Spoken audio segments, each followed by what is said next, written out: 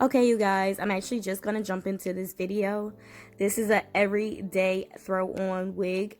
All the things I'm showing you right now will be in the description below, so please just stay tuned and watch the video.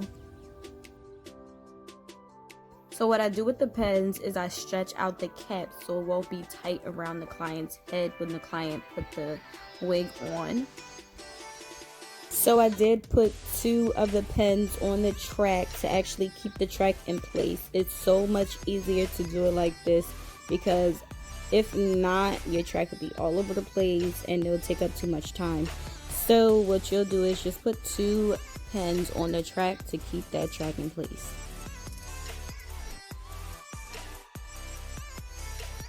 So when you are sewing the track down, you want to go in between the 2 strings. So if you see those 2 strings right there, I'm going in between them. Also, I am going in between the tracks because I feel like it holds it better. So I'm slowing it down right now for you guys to show you how you're doing this in between those 2 strings and pulling, and you're making it tight.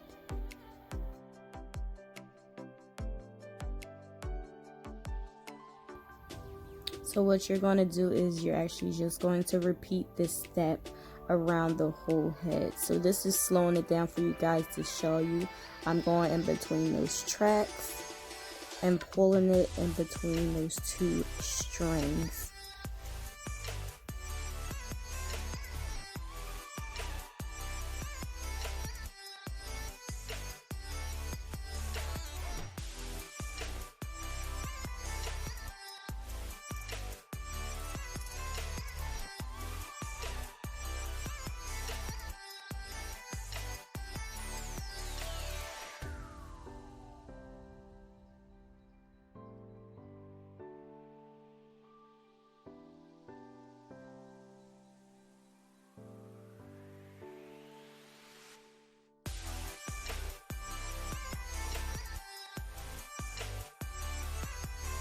And you're going to repeat the same method around the head. It's self-explanatory, so just repeat the same method around the head.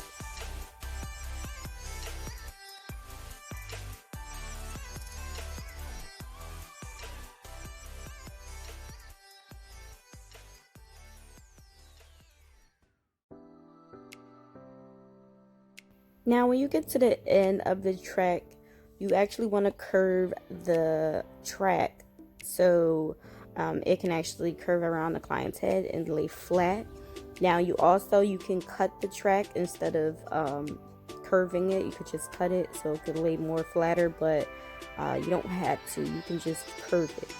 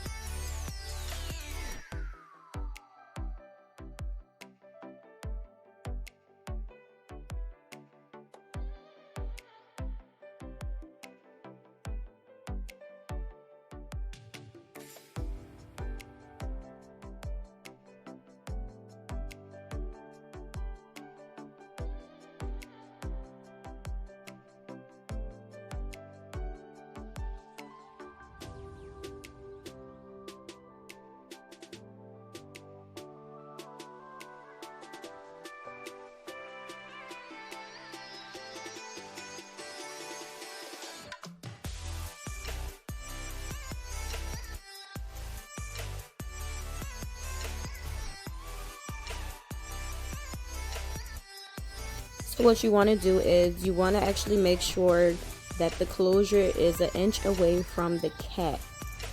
So that's what I'm doing. And then you want to sew on the closure the same way you were sewing on the tracks. So you want to sew it in between the 2 threads all the way around the cap.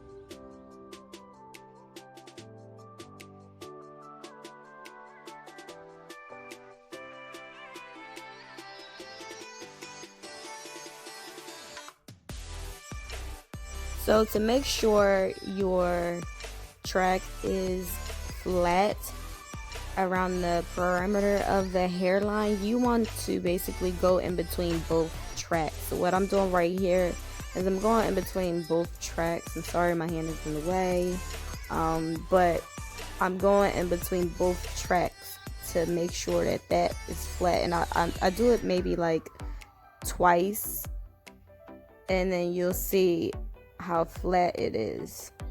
I curve it and then I go in between both tracks.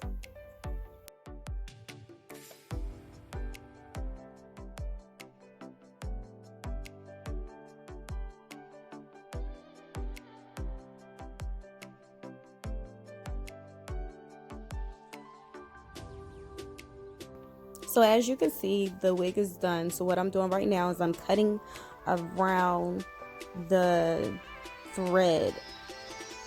So this is actually the closure, and I'm cutting around the thread. So you want to cut that part off so you can actually see the closure.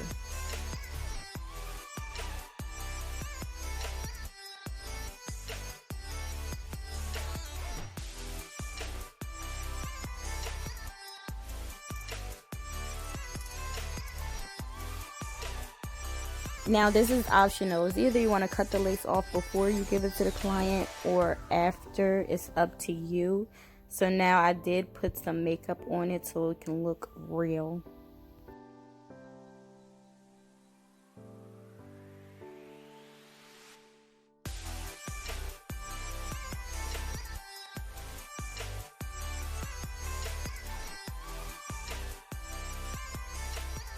So I'm actually styling this wig on the client, so when I do cut it, I wanted to get it the length that she wanted.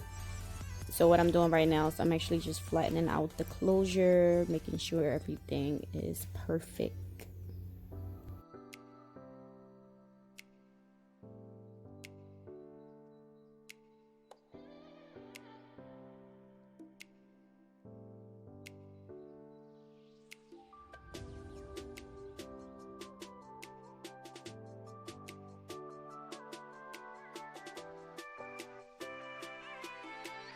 So what you want to do is you do want to pluck the closure to make it look more realistic, and I did pluck off a lot. So you just want to pluck it until you get your desired look.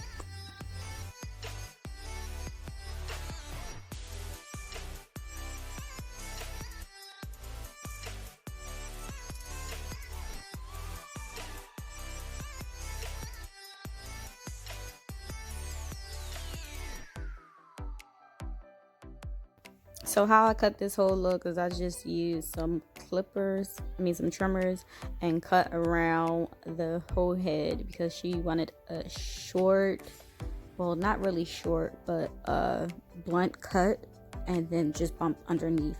So like I said, this is a throw on everyday wig, something that looks natural and, you know, something you don't have to do a lot of maintenance with.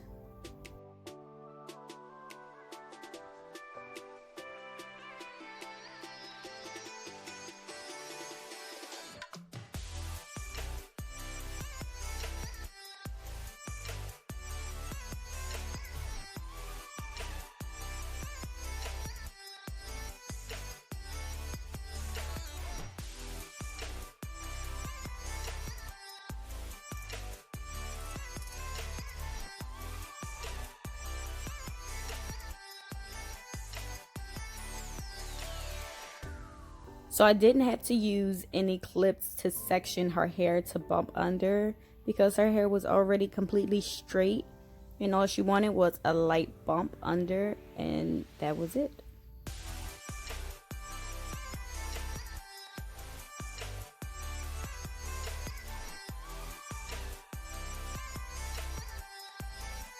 So now this is the finished look, and she loves it. It's an everyday throw on wig. If you want to see more videos like this, please like, comment, and subscribe for more videos.